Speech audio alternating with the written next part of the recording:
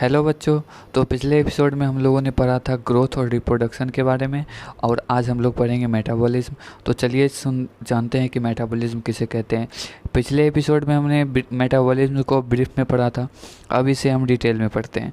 तो सबसे पहले मेटाबॉलिज्म जो होता है वो किसे कहते हैं वो हम जानते हैं।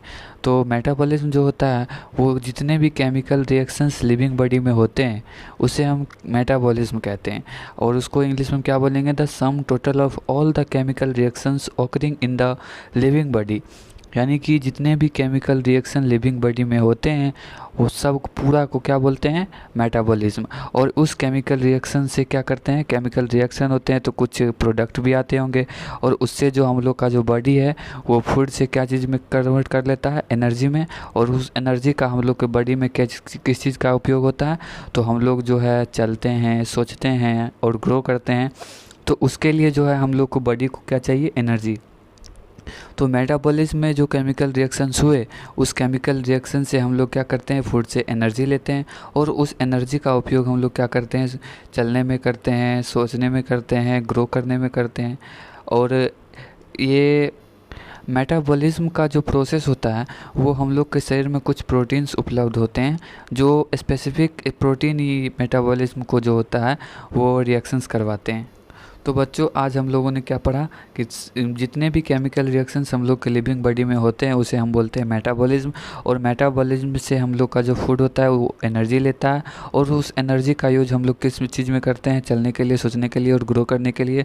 और मेटाबॉलिज्म का जो प्रोसेस होता है वो कुछ प्रोटीन्स होते हैं हम लोग के शरीर में उपलब्ध, जो उस प्रोटीन के कारण हम मेटाबॉलिज्म होता है। तो आइए अब जानते हैं कि मेटाबॉलिज्म के कितने प्रकार हैं और उनका यूज कैसे है। और एक बात हाँ बच्चों, मेटाबॉलिज्म जो होता है वो केवल लिविंग ऑर्गेनिज्म में ही होते हैं, यानी सेल्यूलर ऑर्गेनिज्म जितने भी होते हैं उसमें मेटाबॉलिज्म का प्रोसेस होता है। और बाद बाकी जितने भी नॉन लिविंग ऑर्गेनिज्म होते हैं उसमें ये मेटाबॉलिज्म का जो प्रोसेस होता है वो नहीं होता है। तो ये बात ध्यान रखिएगा कि मेटाबॉलिज्म जो होता है वो केवल और केवल लिविंग ऑर्गेनिज्म में ही होते हैं। इसीलिए मेटाबॉलिज्म को जो है वो defining features of living organism कहा गया है।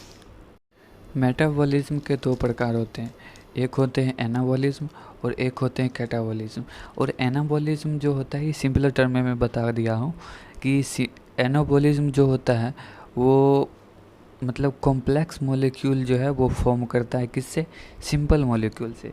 यानी एनाबॉलिज्म में क्या होता है, सिंपल मॉलिक्यूल से कॉम्प्लेक्स मॉलिक्यूल बनता है।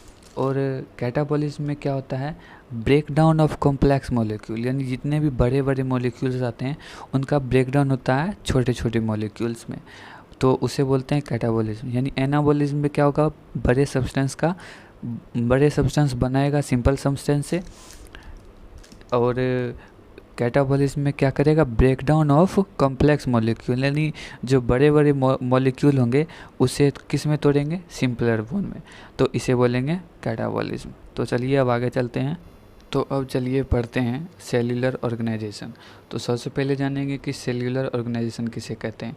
तो बच्चों आप सभी को पता होगा कि सेल जो होता है वो structural and functional unit of life होता है, जिसे बिल्डिंग ब्लॉक ऑफ लाइफ भी कहते हैं।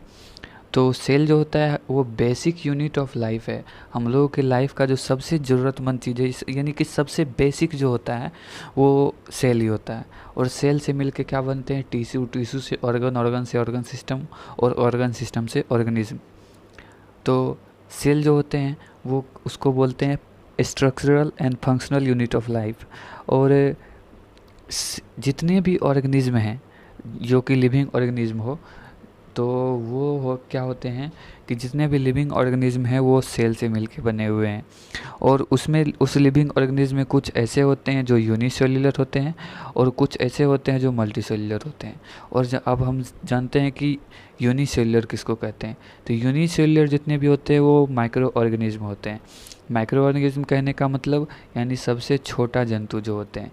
तो यूनिसेल्युलर है तो ऑब्वियस सी बात है कि वो ऑर्गेनिज्म जो होगा छोटा होगा। तो वो कौन सा ऑर्गेनिज्म होगा, आइए हम लोग वो जानते हैं। तो सबसे पहले यहाँ दिया हुआ है वायरस।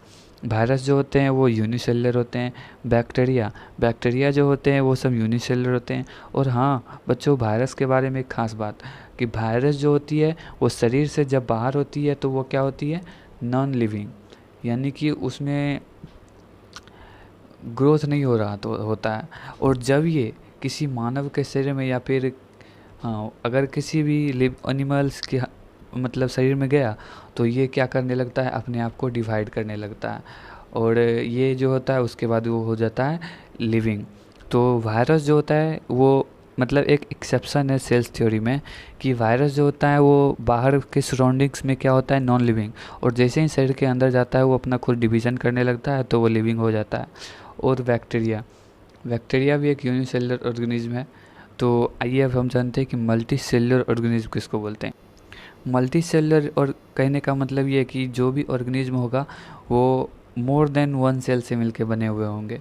अब जैसे मान लीजिए एनिमल्स में मान लीजिए काव हो गए, डॉग हो गए, तो ये सब क्या होते हैं कि ये सब मल्टी सेलुलर ऑर्गेनिज्म होते हैं। ये मतलब एक से ज़्यादा सेल से मिलके बने हुए रहते हैं। ह्यूमन बॉडीज़ भी हो गए जो एक से ज़्यादा सेल से मिलके बने हुए होते हैं। तो आइए अब हम लोग आगे पढ़ते हैं कि कॉन्शियसनेस किसे कहते हैं।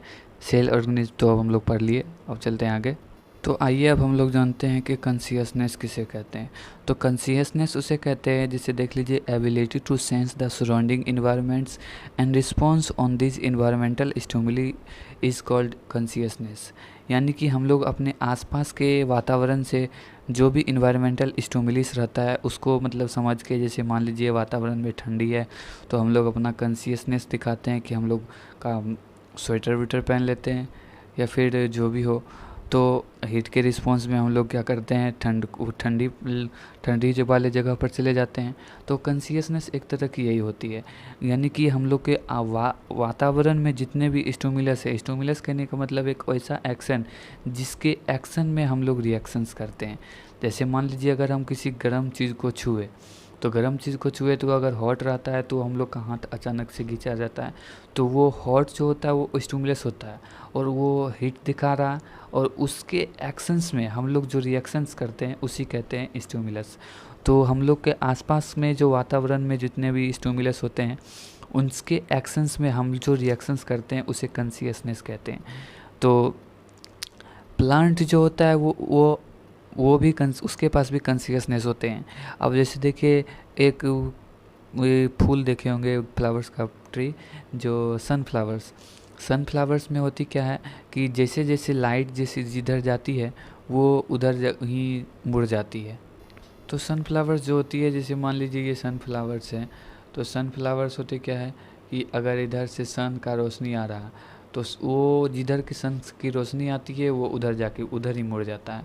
तो प्लांट जो होते हैं वो लाइट के स्टिमुलस होते हैं, उसके लिए लाइट, और उसके एक्शंस में वो रिएक्शंस करते हैं।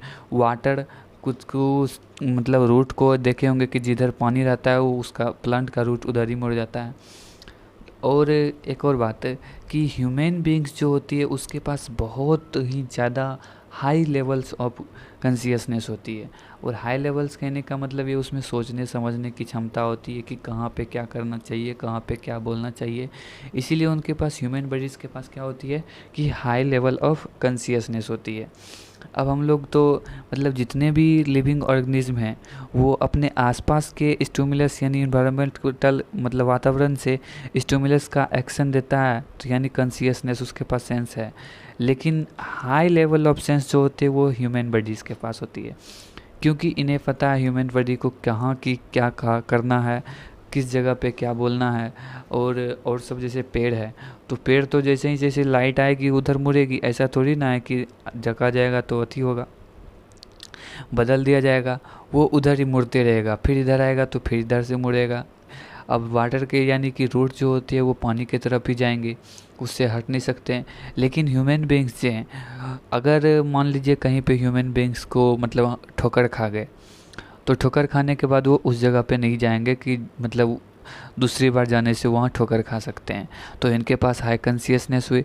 और वही कोई जानवर होगी, जानवर क्या होती है, जानवर में भी कॉन्शियसनेस होती है, लेकिन ह्यूमन बॉडी जो होती है उसे सेल्फ कॉन्शियसनेस होती है, और सेल्फ कॉन्शियसनेस हम इसलिए भी कहते हैं कि उनके पास एक एक्सटर्नल स्टिमुलस होती है। वो सोच सकते हैं, वो प्रिडिक्ट कर सकते हैं कि क्या होने वाला है अपने अपने आसपास में, और अपने आप को उसके अनुसार जो होता है वो प्रिपेयर्ड कर लेते हैं, और बाद बाकी जितने भी होते हैं वो अपने आप को नहीं कर पाते हैं। और ह्यूमन बॉडीज़ के पास जो एक ऐसा खास होता है कि इनके पास very fast response toward external stimulus होता है, यानी ये तुरंत उस किसी भी स्टिमुलस के अनुसार एक्शंस लेते हैं।